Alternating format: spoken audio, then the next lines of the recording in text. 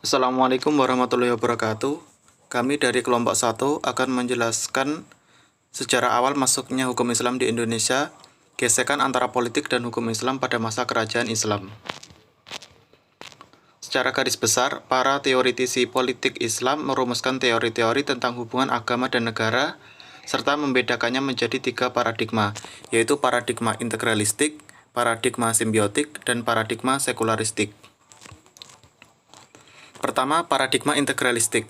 Paradigma ini menerangkan bahwa agama dan negara menyatu. Negara merupakan lembaga politik dan keagamaan sekaligus. Politik atau negara ada dalam wilayah agama. Kedua, paradigma simbiotik. Paradigma ini berpandangan bahwa agama dan negara berhubungan secara mutualistik, yaitu berhubungan timbal balik dan saling membutuhkan atau menguntungkan. Ketiga, paradigma sekularistik. Paradigma ini memisahkan agama atas negara dan memisahkan negara dari agama. Dalam bidang politik, agama pada mulanya dipergunakan untuk memperkuat diri dalam menghadapi pihak-pihak atau kerajaan-kerajaan yang bukan Islam, terutama yang mengancam kehidupan politik maupun ekonomi. Persekutuan antara Demak dengan Cirebon dalam menaklukkan Banten dan Sunda Kelapa dapat diambil sebagai contoh. Meskipun demikian, kalau kepentingan politik dan ekonomi antar kerajaan-kerajaan Islam itu sendiri terancam, persamaan agama tidak menjamin bahwa permusuhan tidak ada. Peperangan di kalangan kerajaan-kerajaan Islam sendiri sering terjadi, misalnya antara Pajang dan Demak, Ternate dan Tidore, Gorontalo dan Bone. Hubungan antar kerajaan-kerajaan Islam lebih banyak terletak dalam bidang budaya dan keagamaan. Samudra Pasai dan kemudian Aceh yang dikenal dengan Serambi Mekah menjadi pusat pendidikan dan pengajaran Islam. Perkembangan hukum Islam pada masa kerajaan Islam di Indonesia. Kerajaan Samudra Pasai. Kerajaan Samudra Pasai adalah kerajaan Islam pertama di Indonesia yang didirikan pada sekitar abad ke-13 yang lahir sebagai tonggak sejarah awal berdirinya kerajaan Islam di Indonesia pada saat itu. Kerajaan Aceh. Mazhab hukum Islam yang dianutnya pada masa itu adalah mazhab Imam Syafi'i yang kemudian disebar di berbagai daerah di Indonesia. Tidak hanya itu, pada masa kerajaan Aceh terdapat pula Kitab Siratul Mustaqim yang merupakan sebuah karya dari ulama besar Nuruddin Ar-Raini. Kerajaan Demak.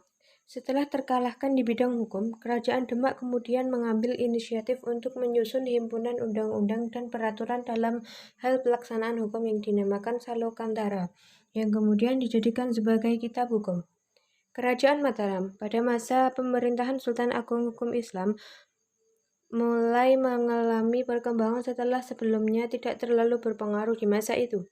Hal ini dibuktikan dengan adanya perubahan pada struktur tata hukum di Kerajaan Mataram yang mengadili permasalahan yang dianggap dapat mengancam keselamatan kerajaan. Kerajaan Cirebon. Di bawah pengaruh dan kepemimpinan Fathahillah, seorang tokoh wali hukum Islam di kerajaan ini mengalami perkembangan yang sangat pesat dan pengaruh hukum Islam yang sangat kuat sehingga pada bidang hukum tertentu, hukum ini mampu menggantikan kedudukan hukum Jawa kuno sebagai hukum asli yang diterapkan oleh penduduk setempat pada masa kerajaan Cirebon tersebut. Kerajaan Banten.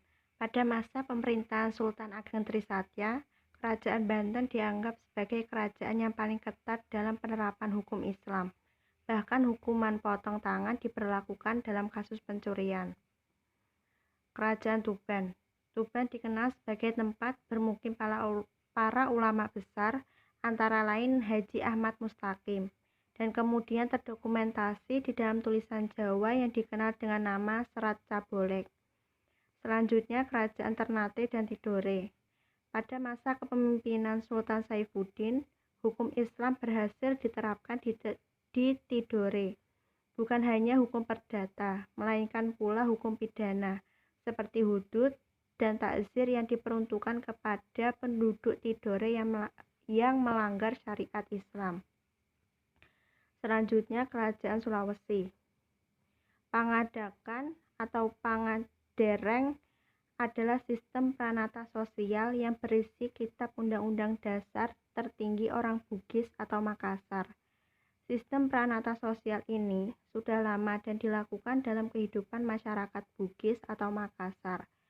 Sebelum Islam datang di Sulawesi, pangadakan ini terdiri dari 4 sendi, yaitu ade atau adas istiadat, rapang atau pengambilan keputusan berdasarkan perbandingan, wari atau sistem protokoler kerajaan, dan bicara atau sistem hukum.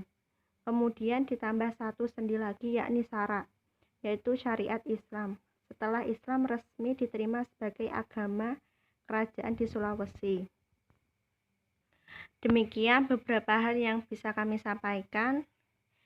Jika ada pertanyaan atau yang masih kurang paham, bisa ditanyakan. Sekian kami dari kelompok 1. Terima kasih. Wassalamualaikum warahmatullahi wabarakatuh.